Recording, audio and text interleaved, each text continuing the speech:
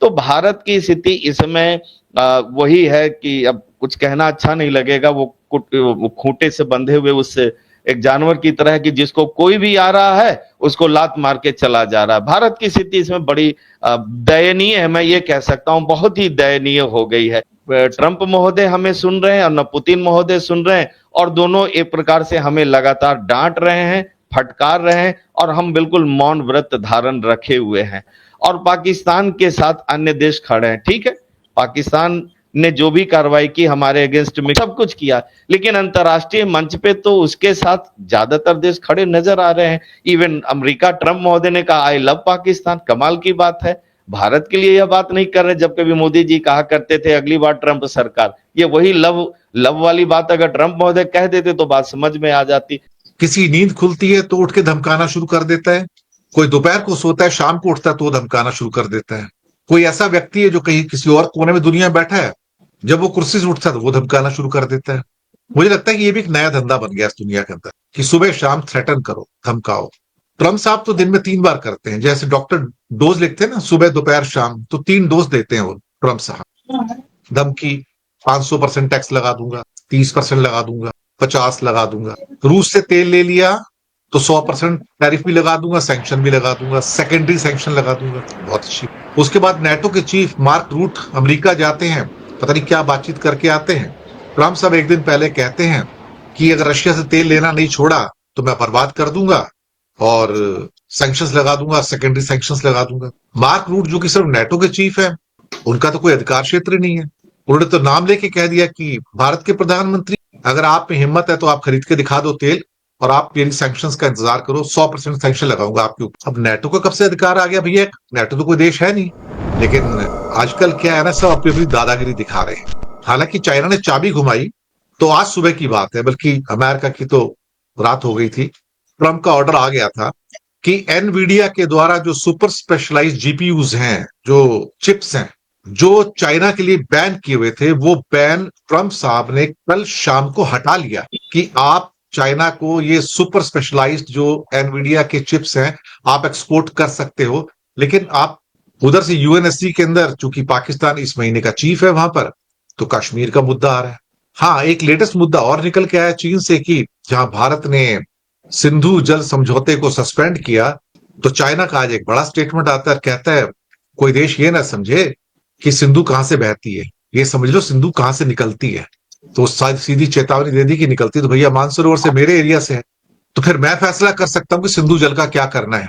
अब ये भारत को परेशान करने वाला है, क्योंकि भारत के अंदर सिर्फ सिंधु नदी ऐसी नहीं है जो वहां से निकलती है, ब्रह्मपुत्र भी निकलती है, और लोग अगर नहीं जानते तो सतलज भी वहां से आती है, और सतलज का फ्लो तो 75% वैसे ही कम हो चुका है, वो चाइना कट कर चुका है। तो वेपनाइजेशन ऑफ ट्रेड हो रहा है, वेपनाइजेशन ऑफ आपके जो थ्रेट्स हैं वो भी आ रहे हैं, वेपनाइजेशन ऑफ वाटर भी हो रहा है। और जो नई धमकी दी है 50 दिन की ट्रंप साहब ने कि 50 दिन में टेबल पे आ जाओ वरना बर्बाद कर दूंगा, ये रूस को कह रहे हैं। और रूस से तेल ले लिया तो मैं तुमको बर्बाद कर दूंगा।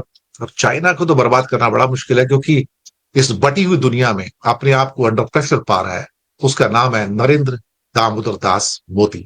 उसे ये नहीं समझ आता कि मैं लेफ्ट में जाऊं या राइट में जाऊं। लेकिन साथ में एक वाक्य और जोड़ देता हूं, रशिया की पॉलिसी में कल बहुत बड़ा पैराडाइम शिफ्ट आया है और भारत को दरकिनार किया गया। चाहे चीन का साथ देते हुए उसने पहली बार एक शब्दावली यूज की अपने मीडिया में, स्पुतनिक में, और जहां वर्ड यूज किए गए एक पैराग्राफ के अंदर, Indian administered north east state of India Arunachal Pradesh. Indian administered north east state of Arunachal Pradesh. Arunachal को चाइना साउथ तिब्बत मानता है, क्योंकि एडमिनिस्ट्रेड वर्ड जो आता है डिस्प्यूटेड स्टेट के लिए आता है, जैसे कि Indian administered Kashmir, Pakistan administered Kashmir.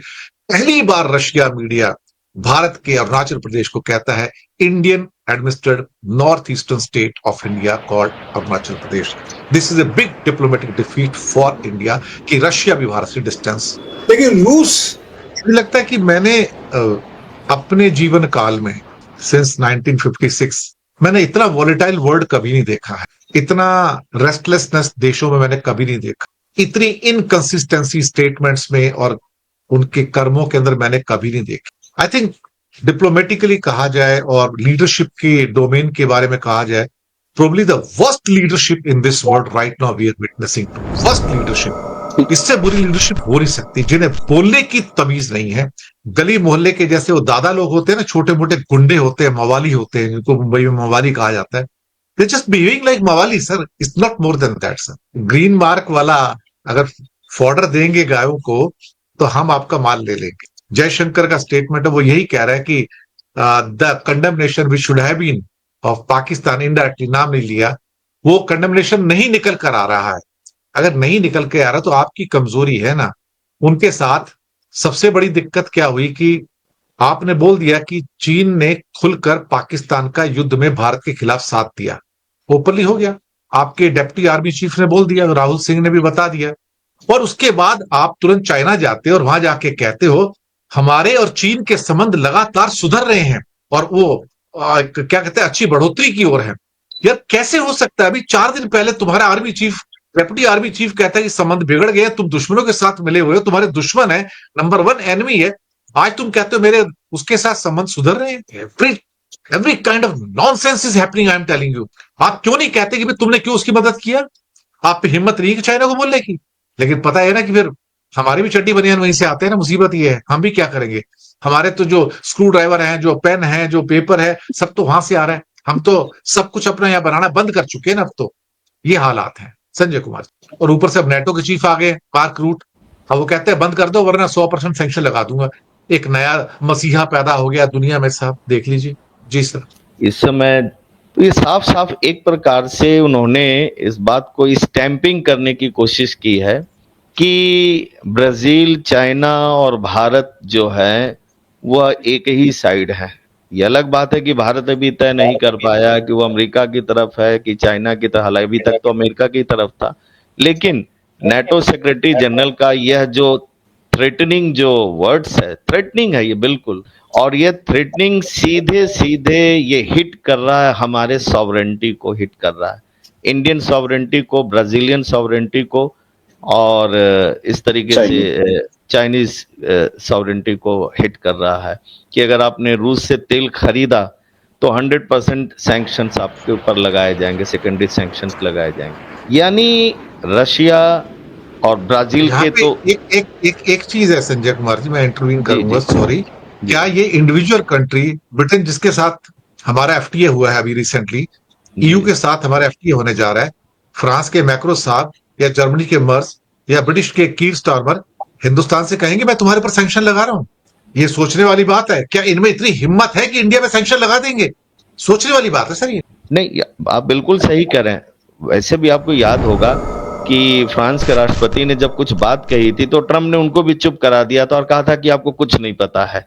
वो तो खैर है ही, लेकिन अगर एक प्रकार से रशिया से अगर नहीं खरीदा जाता है तीनों कंट्रीज के द्वारा, यानी रशिया के ऊपर एक प्रकार से ये इम्पोजिशन हो जाएगा, एक सैंक्शन हो जाएगा। और यह भी बात सामने आई है कि 50 दिनों के अंदर इनको आप फोन करें पुतिन महोदय को और कहें कि वो पीस के टेबल पे आए, नेगोशिएट करें, नहीं तो इसके गंभीर परिणाम होंगे और यूक्रेन को हम और भी ज्यादा से ज्यादा मिलिट्री सामान देने जा रहे हैं, यानी युद्ध को हम और भड़काएंगे अगर रूस नहीं माना तो। यानी रूस को भी चेतावनी है, चाइना को है, ब्राजील को है, भारत को है, इन सारे कंट्रीज को, ईरान को है, सबको है। यानी अमेरिका एक लकीर खींच रहे हैं और उस लकीर में वह तय कर देना चाहते हैं कि उनके साथ कितने देश हैं और अगेंस्ट में कितने देश हैं। भारत के साथ क्या है, या मोदी जी की जो महत्वाकांक्षा रही है विश्व गुरु बनने की, मुझे तो लगता है उसके पीछे रीजन यही है कि हम विश्व के लीडर बने और ट्रंप और पुतिन हमारे अम्ब्रेला के नीचे आ जाएं। अब स्थिति यह है कि न ट्रंप महोदय हमें सुन रहे हैं और न पुतिन महोदय सुन रहे हैं, और दोनों एक प्रकार से हमें लगातार डांट रहे हैं, फटकार रहे हैं, और हम बिल्कुल मौन व्रत धारण रखे हुए हैं।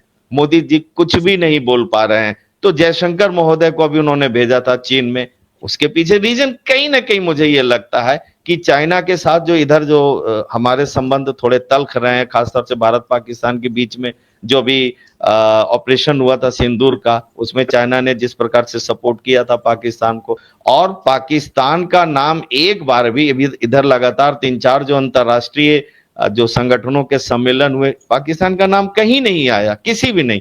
तो भारत को शायद ये बात समझ में आ रही है कि कहीं ना कहीं ये अलग थलग पड़ रहा है और पाकिस्तान के साथ अन्य देश खड़े हैं। ठीक है, पाकिस्तान ने जो भी कार्रवाई की हमारे अगेंस्ट में सब कुछ किया, लेकिन अंतर्राष्ट्रीय मंच पे तो उसके साथ ज्यादातर देश खड़े नजर आ रहे हैं। इवन अमेरिका, ट्रंप महोदय ने कहा आई लव पाकिस्तान, कमाल की बात है। भारत के लिए यह बात नहीं कर रहे, जब कभी मोदी जी कहा करते थे अगली बार ट्रंप सरकार, ये वही लव लव वाली बात अगर ट्रंप महोदय कह देते तो बात समझ में आ जाती।